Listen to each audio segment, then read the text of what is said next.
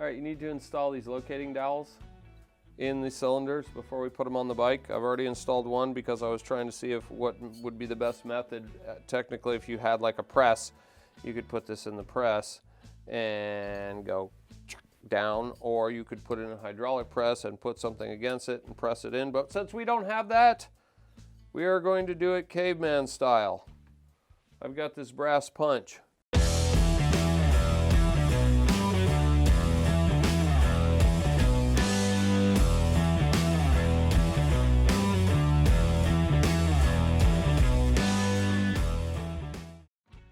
That is softer material than the dowel I'm going to be beating upon here in a second. And immediately it wants to go cattywampus. So we're going to try to get it started. There it is, looks pretty straight there.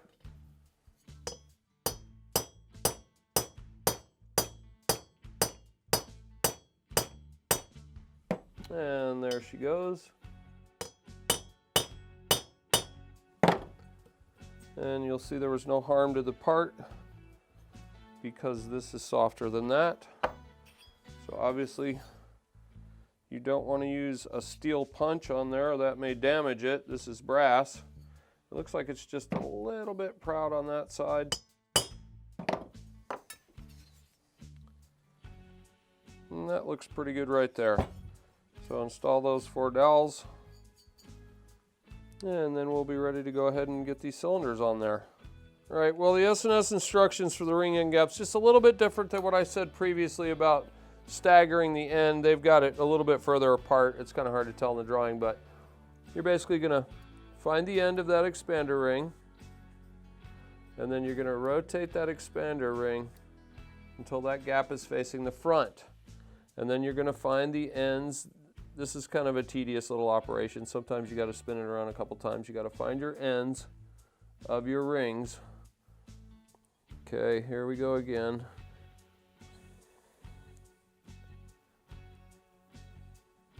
So I move that around. Now we need to see where the ends of the other rings are. And you're just gonna, there's one of them. You're gonna slide that away from the other one. So here's the bottom one. Oh, there we go. So I'm going to move that away, and then I'm going to find the top one.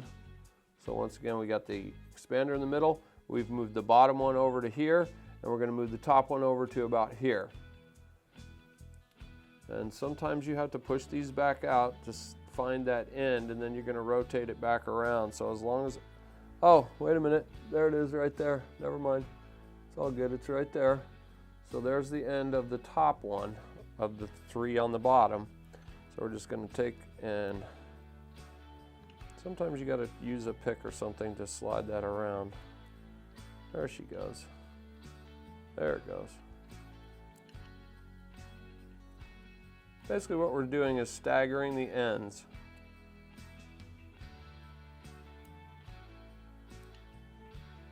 Okay, there we go. So now we have the top one facing here, the bottom one facing here, and the middle one facing here. Now, according to what they want you to do, they want you to do the top ring facing here. So what we're talking about is the ends where the gap is. There's the top one facing this direction. And then they want you to do this next one down facing this way. So once again, and you can see how everything all wants to turn. So if something else turns while you're doing this, you can just put it back to, there's that one. You just don't want all your end gaps to be lined up.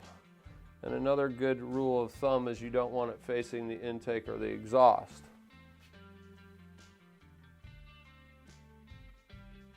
If I remember correctly. So there we go. So now we have all our ring end gaps set to put this front cylinder on. We can go ahead and we'll take these out of here. Being careful with the piston.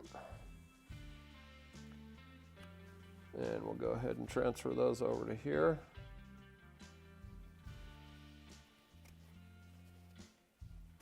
And then we can take our rags out of the crankcase. All right, we got to put the base gaskets on. Don't be confused by the writing on there because one will go upside down because they're basically the same. So this one's going to go over the 4 studs, past your rings, down to the bottom. And then we've got a dowel right here to line up and a hole right there to line up, and that's all there is to that. Now the next thing we're going to use is we have a piston ring compressor. This is kind of a necessity on this job. I don't really recommend trying to get it on there without the tool, although I suppose you could. And I'm going to put a little oil on the tool like so and just get her lubed up so she slides. And then we're going to, this is going to compress the rings because the rings need to be compressed to put the cylinder on.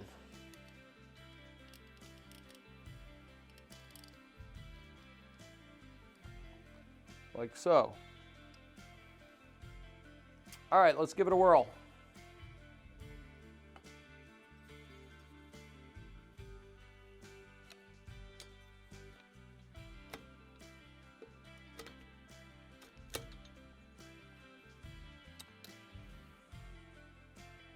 All right, that feels good.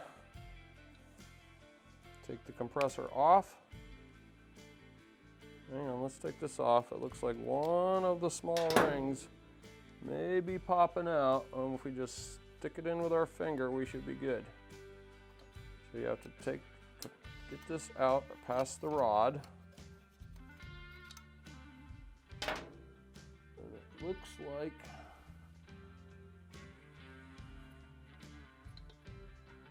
that very bottom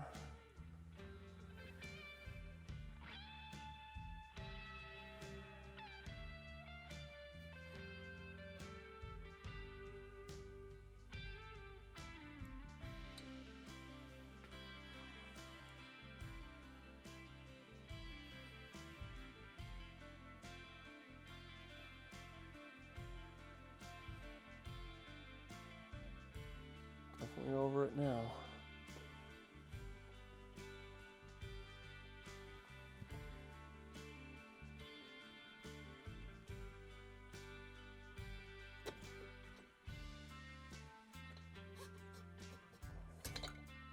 And don't crunch your fingers in there like I just did.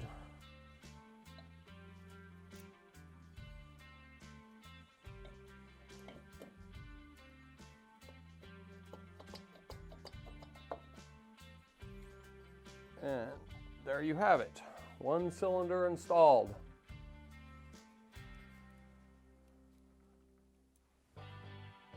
Right, so now we're ready to go ahead and put the rear cylinder on. We got our base gasket installed.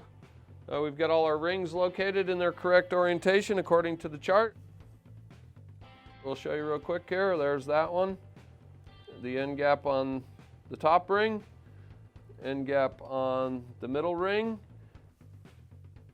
and the end gap on the bottom is kind of hard to see.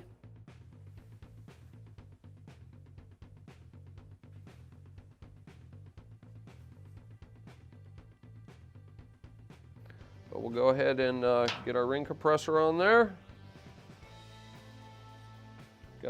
Obviously took our towels out of the crankcase.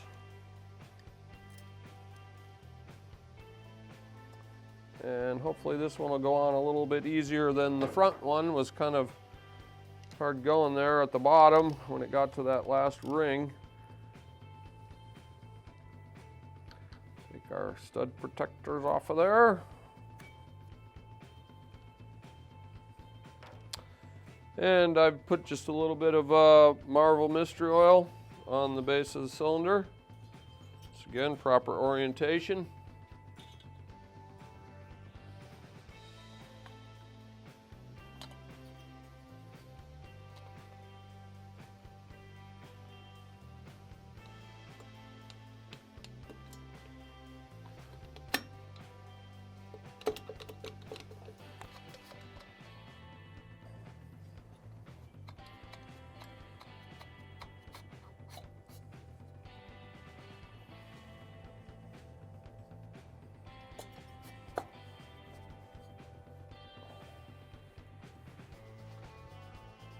And there you go. After much difficulty, we have both cylinders on. All right, we need to scrape the residue from the stock head gaskets off. The head gasket's off of there, but look at all that scrud that's left on there. Once again, razor blade at a 90-degree angle, again, like we showed you on the cylinder base. And don't worry about this going everywhere. Don't worry about this stuff going everywhere, because we're going to wash these heads off too. But see, if you do that at a 90-degree angle, it doesn't mess up the surface where the gasket goes. But we got to get all this, look at all that scrud coming off of there.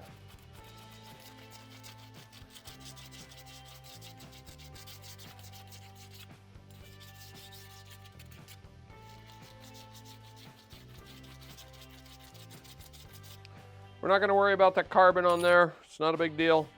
You also have an exhaust ring. It's easier to take these out with the head off the bike, and also we'll reinstall them. You just use a little pick and pop that out of there. That's your exhaust gasket. We'll be replacing those, and we also have 2 O-rings for the top of the push rod tubes. Those are going to get replaced. We'll take all that stuff out of the head gasket surface cleaned. Now we're going to we'll give it one more shot here, because it looks like there's just a little bit left right there. And then I'm going to spray some brake clean on it. We'll put it on the floor on a piece of cardboard, spray some brake clean. And then I think we might actually go over and wash these off with some hot soapy water, and then we'll blow them dry. The water won't hurt anything. The valves are closed. We'll make sure we clean the ports and the springs all real good so there's no water left on there. And they'll just look a lot better than they do now, because we've got these nice new clean cylinders on there. So we want to try to get these as clean as we possibly can. All right, we're going to give this a little scrub down here with some of this cleaner. See if we can get these looking a little better than they do.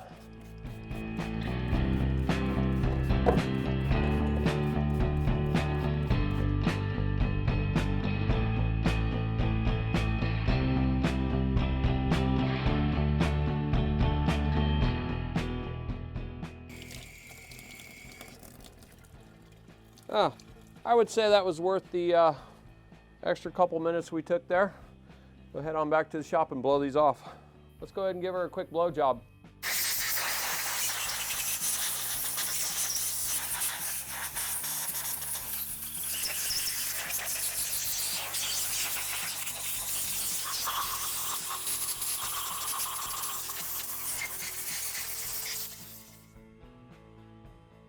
Okay, it's time to go ahead and get the cylinder heads and the push rod tubes installed. Woo! Before we do that, we'll go ahead and put our exhaust port gasket in there, because it's easier to do it with it like this. This little chinga gets shoved in the hole there. And you got to push it in nice and straight. Make sure she's bottomed out. It's kind of hard to get to it when it's on there. There we go. And we're also going to put the upper push rod O-rings in these holes right here.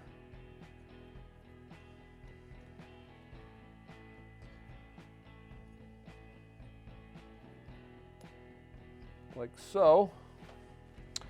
And then we're going to go ahead and put the lower push rod seals in these holders with the tube. Well, hell, let's do it a different way. Let's put that on there first and then put this on here, because you got to kind of pull it over there. Slide it up a little.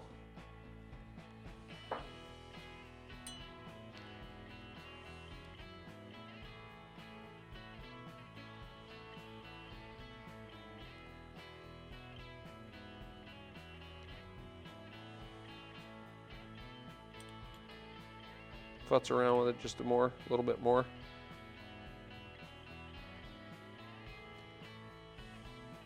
And then we're going to go ahead and put the push rod tubes on the engine the right way around.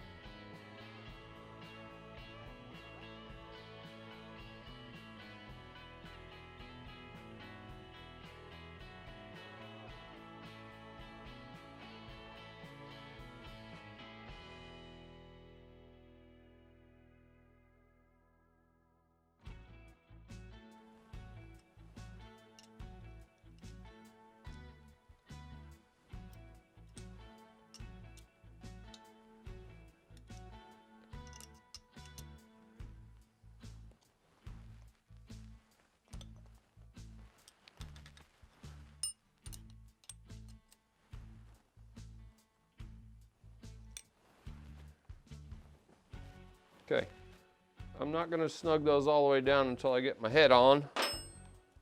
New head gasket, supplied in the kit. And that kind of sticks up funny, so we'll be careful when we put the head on.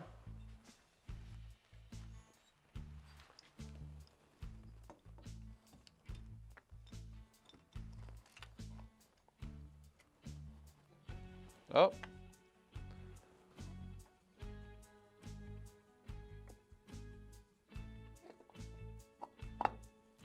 Okay, looks like it's located okay.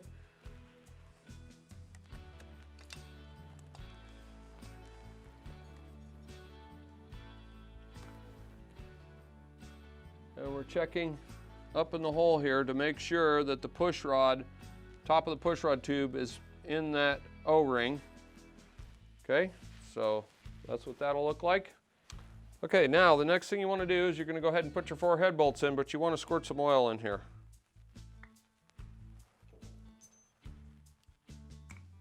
Like so.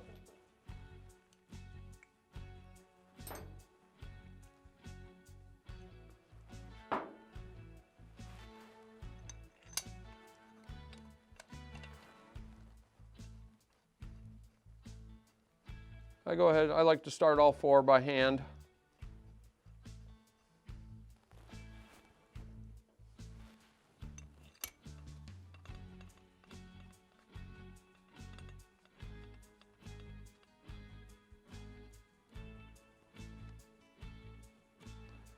And as you'll notice, as you snug those down, it'll push the push rod tubes up into those top seals, and we've got these just snugged. We don't have them completely tightened down yet.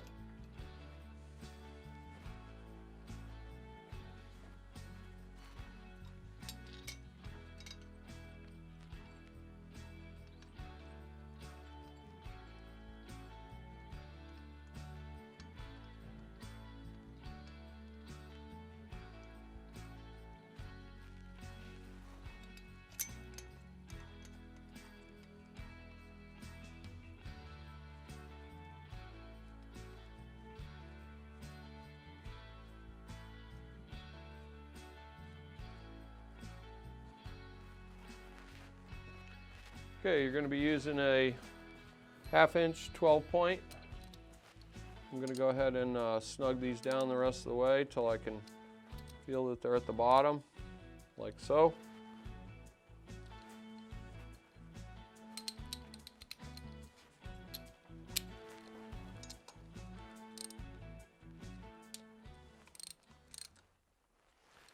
Now we're ready to torque the cylinder head. All right, I was just reviewing the official S&S instructions here. Normally when you're using graphite head gaskets like what we removed from the engine, you torque it 7 foot-pounds, 14 foot-pounds, then an additional 90 degrees. Well, since we're using these MLS gaskets, which is multi-layer steel, there's a different torquing procedure, torque spec. And so according to S&S, they would like me to torque them to 10 to 12, then 15 to 17, and then the additional 90 degrees. Well, then they also want me to torque them all, then loosen them, then re-torque them. So we're going to follow the official instructions. And they've also provided us with a nice little torque sequence. So this is the front cylinder. It says drive side, cam side. This is obviously your drive side. So we're going to go 1, 2, 3, 4 in our torque sequence. Let's go ahead and get started. I got my torque wrench set for the first round. This will be number 1. There it is. Number 2. There it is. Number 3. And finally,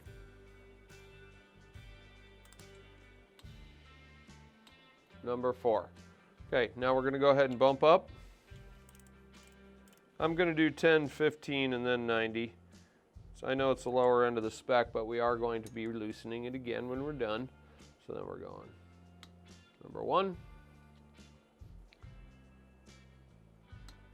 2,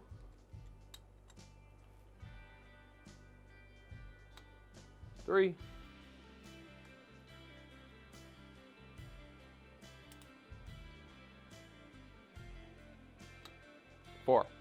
Okay, we're going to go ahead and we're going to put a little mark on the head bolt.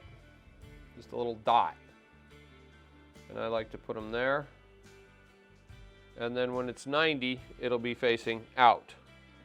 So we'll go ahead and we'll do these from the other side because it'll be hard to see them from this side.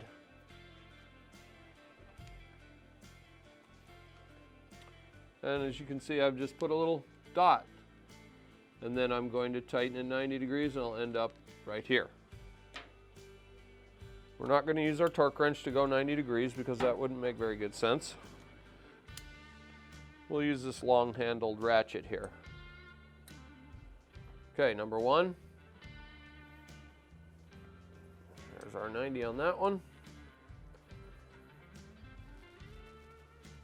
There's our 90 on that one. I like to do this all in one motion too. And number 3 is the front one.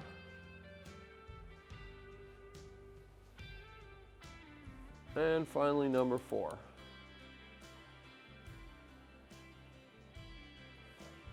Okay, so we went 10, 15, 90 degrees. Now according to S&S, they'd like us to loosen them and do it again. All right, let's do that.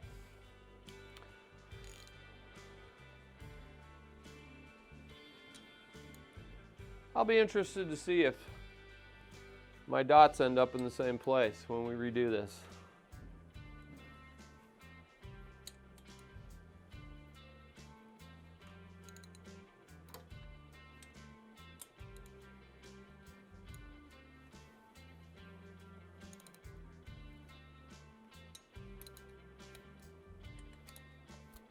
There they are, fully loosened.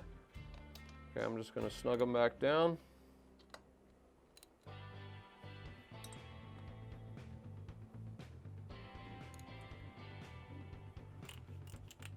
Back to 10.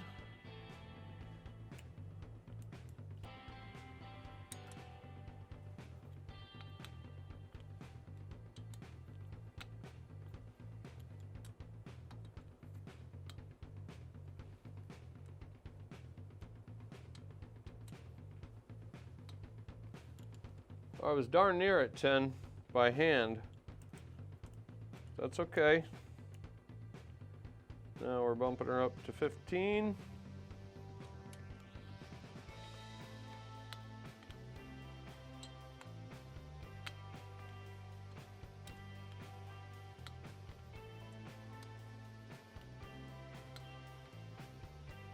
And whoa, would you look at that?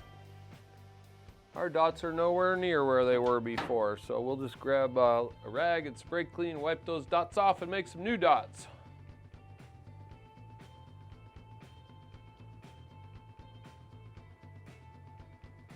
Oh, didn't seem to have that much trouble getting in that one before. There we go, got it.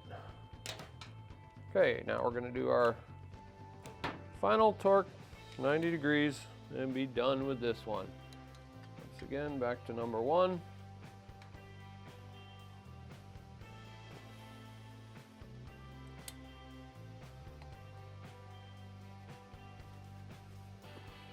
Number 2.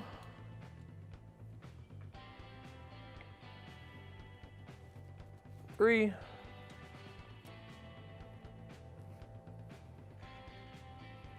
4. That's it.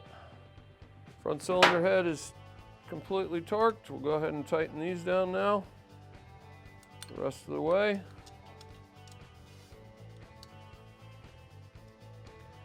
And I couldn't get a ratchet on there, so I just grabbed a wrench.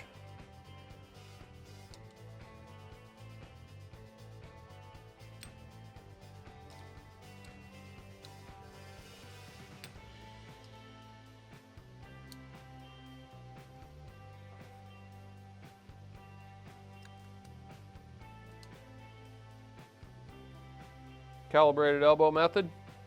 Okay, this one's done. Let's move on to the rear.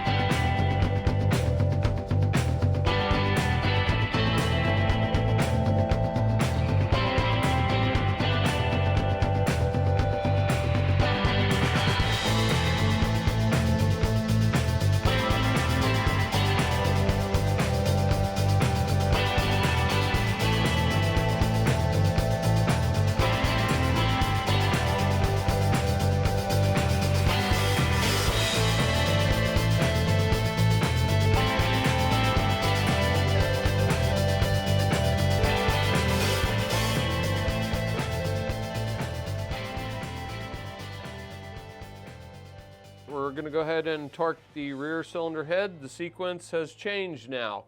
It's going to go 1, 2, 3, 4. Once again, I got my torque wrench set on 10.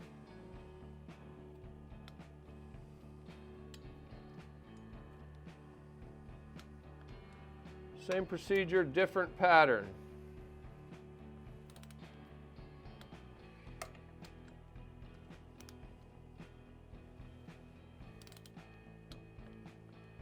Now we're going to bump her up to 15.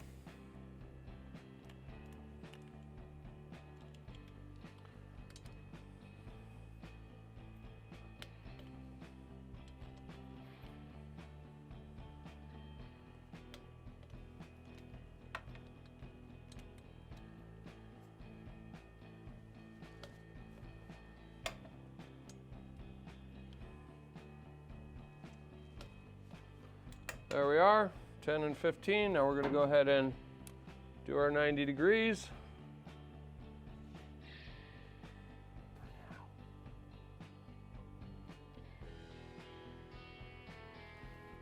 Okay, I did a little different on this one because it's hard to get in that back there, so I put it here, so I'm going to go to here. This one I'll go to here. So this is, once again, this is number 1, and we're going to here.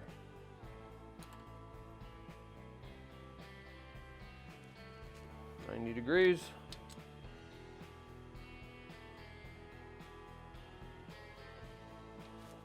$90 degrees. And number 3 is this one.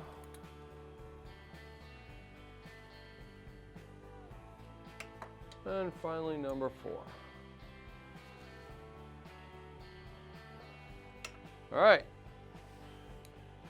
Now per S&S, we're going to loosen them and re-torque it. Resetting torque wrench back to 10.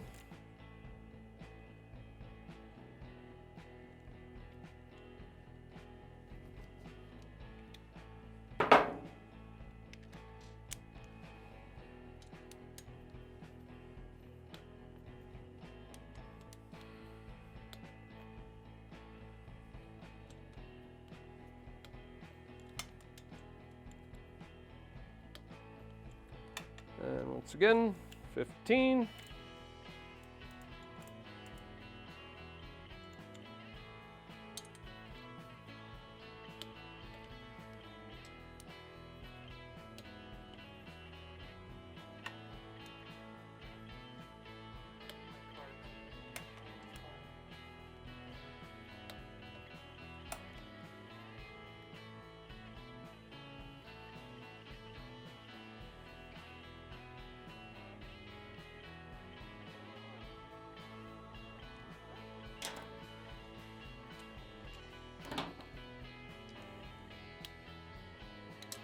And ready to do our 90 degrees.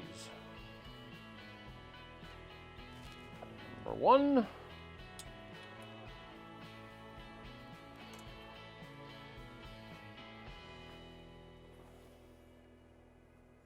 Number 2. Number 3. And finally number 4.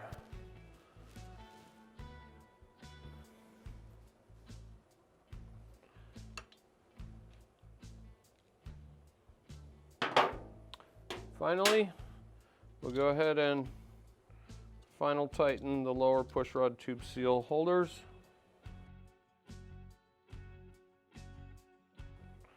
With the calibrated elbow torque method.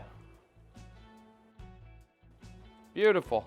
That's it for the cylinders, push rod tubes, and cylinder heads. All we got left to do is reinstall our front and rear rocker boxes and our intake manifold. Okay, we're going to go ahead and get the rocker boxes cleaned up in preparation for putting them back on the engine. On an earlier model bike, you may find paper gaskets that you will need to scrape off. This year has metal gaskets. They come off in one big giant lump sum. Yay! But you can see that the rocker box is pretty filthy dirty. It's got oil residue where the gaskets go. No scraping of gaskets. So I think we'll just spray a little brake cleaner on her Try to get her cleaned up the best we can. I'm not so concerned about the rocker shafts. We can show you how those work if you'd like. There's some rust on there. I don't think that's going to come off.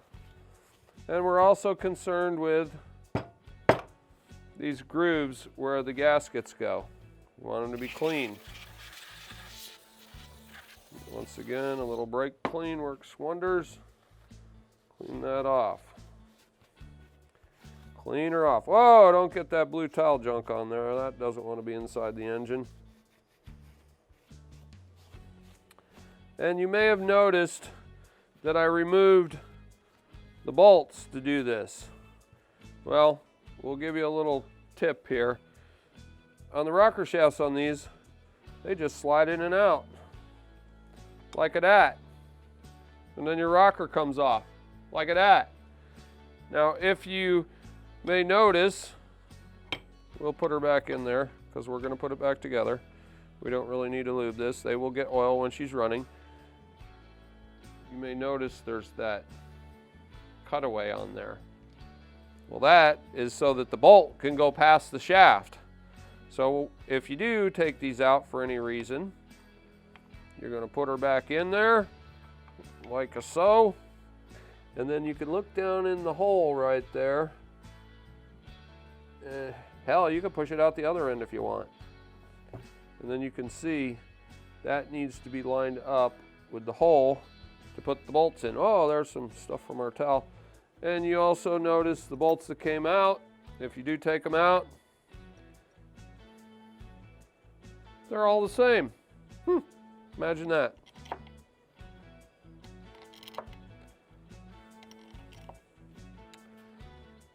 So that doesn't really, not important. Then you got your 3 bolts that go here. And your 2 that go here. So we'll go ahead and, I like to leave these in to start. Helps kind of locate the gasket. And so this is the front one because the rear one's over there. Remember, we put our stuff on the workbench and the way it came off the engine. So you do want to put things back the way they came for wear patterns. Technically, they are interchangeable, so it wouldn't be the end of the world if the kids came in and mixed them all up on you. But you know what? I just like to put them back where they came from. So, cleaned up. We also have to clean these. Oh, now we'll scrape some gaskets. Here's our gasket here that needs to come off. And also our breather valve. You just get underneath it and pull it out of there like so. Not reusing the old one. We're going to put in, oh wait, we got one more gasket there, middle gasket. Now there is a little bit of gasket transfer on there that we will clean that off. So definitely don't want, so you can see there's some of the rubber from that gasket on there.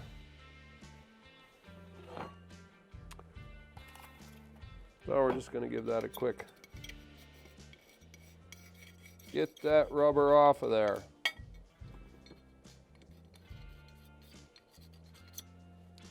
A little bit there. That's pretty good. All right, then we'll, once again, a little bit of brake clean on there.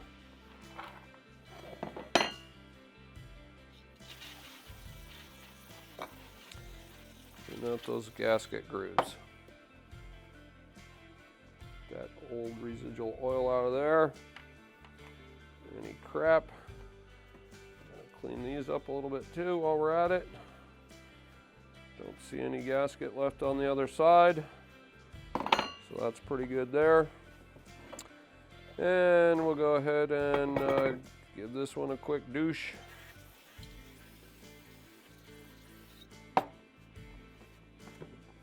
And Harley puts clear coat on all their aluminum, so it's really not possible to polish this thing without stripping all the clear coat off it.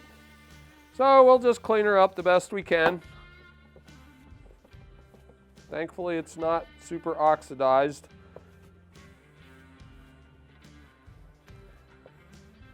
Okay. On all 4 of these bolts, the very top ones that go in those holes, once this goes on there like that, and then this goes on the very top, there are sealing washers. They are stuck to these. Captive washer won't come off the bolt. So basically we're just gonna get our razor blade and we're gonna get underneath that sucker any way we can. Oh, there we go, almost there.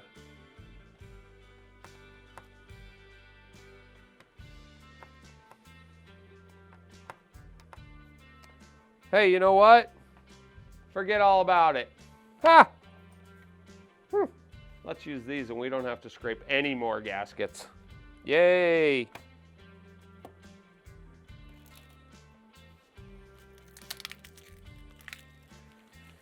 And that ends that job. Ha!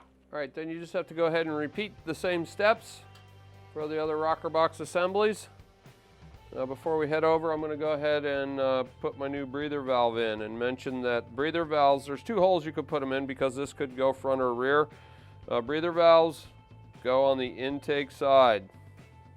So you're just going to stick it in the hole, and there's a little titty sticking out the other side. Ha, titty. And then you're just going to grab the titty and pull on it until the installed. And if you look on the thing, you can see there's a nubby along with the titty. And that little nubby just goes in that hole and keeps it in place. Bada bing.